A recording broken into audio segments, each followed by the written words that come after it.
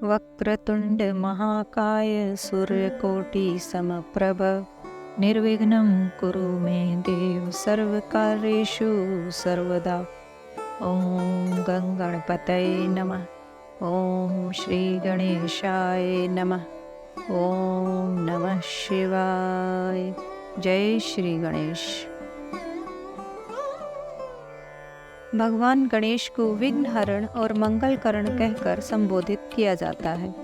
ज्योतिष शास्त्र में मान्यता है कि अगर बुधवार के दिन यदि गणेश जी की विधिवत पूजा की जाए और व्रत रखा जाए तो जीवन के सभी कष्ट दूर होते हैं। नवरात्र में पड़ने वाले बुधवार की महत्ता और भी कई गुना बढ़ जाती है और साथ ही व्यक्ति को सुख, समृद्धि, बुद्धि, ज्ञान, व्यापार, सुख और शुभता का आशीर्वाद मिलता है। वहीं शास्त्रानुसार माना जाता है कि जो कोई बुधवार व्रत करता है उसे गणेश जी की पूजा के बाद यह बुधवार व्रत कथा अवश्य पढ़नी चाहिए। ऐसा भी कहा गया है कि यदि किसी व्यक्ति की कुंडली में बुध ग्रह कमजोर होता है तो उसे बुधवार के दिन भगवान गणेश की पूजा व व्रत करना चाहिए। बुधवार के दिन कोई भी शुभ कार्य आरंभ नहीं करना चाहिए।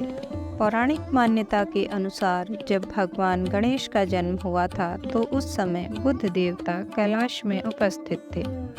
बुध देव की उपस्थिति के कारण श्री गणेश जी की आराधना के लिए वह प्रतिनिधिवार हुए, यानी बुधवार के दिन गणेश जी की पूजा का विधान बन गया।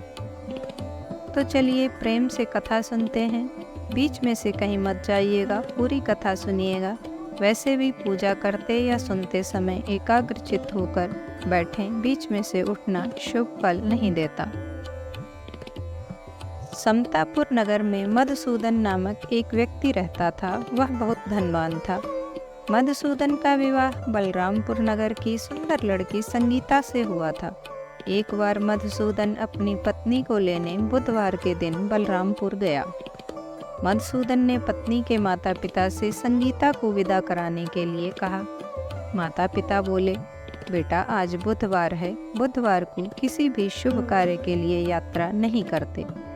लेकिन मधुसूदन नहीं माना। उसने ऐसी शुभ अशुभ की बातों को न मानने की बात कही। दोनों ने बैलगाड़ी से यात्रा प्रारंभ की। 2 कोस की यात्रा के बाद उसकी गाड़ी का एक पहिया टूट गया। वहाँ से दोनों ने पैदल ही यात्रा शुरू की। रास्ते में संगीता को प्यास लगी। मधुसूदन उसे एक पेड़ के नीचे बैठाकर जल लेने चला गया। थोड़ी देर बाद जब मधुसूदन कहीं से जल लेकर वापस आया तो वह बुरी तरह हैरान हो उठा, क्योंकि उसकी पत्नी के पास उसकी ही शक्ल सूरत का एक दूसरा व्यक्ति बैठा हुआ था। संगीता भी मधुसूदन को देखकर हैरान रह गई। वह दोनों में कोई अंतर नहीं कर पाई। मधुसूदन ने उस व्यक्ति से पूछा, तुम कौन हो और मेरी पत्नी के पास क्यों बैठे हो? मधुसूदन की बात सुनकर उस व्यक्ति ने कहा, अरे भाई, यह मेरी पत्नी संगीता है। मैं अपनी पत्नी को ससुराल से विदा करा कर लाया हूँ, लेकिन तुम कौन हो जो मुझसे ऐसा प्रश्न कर रहे हो? मधुसूदन ने कहा, तुम जरूर कोई चोर या ठग हो। यह मेरी पत्नी संगीता है। मैं इसे पेड़ के नीचे बैठाकर जल लेने गया था। इस पर उस व्यक्ति ने कहा, अरे भाई, झूठ तो तुम बोल रहे हो। संगीता को प्यास लगने पर जल लेने तो मैं गया था। मैंने तो जल लाकर अपनी पत्नी को पिला भी दिया। अब तुम चुपचाप यहाँ से चलते बनो, नहीं तो किसी सिपाही को बुलाकर तुम्हें पकड़वा दूंगा। दोनों एक दूसरे से झगड़ने लगे। उन्हें लड़ते देख बहुत से लोग वहाँ एकत्र हो गए। नगर के कुछ सिपाही भी वहाँ आ गए।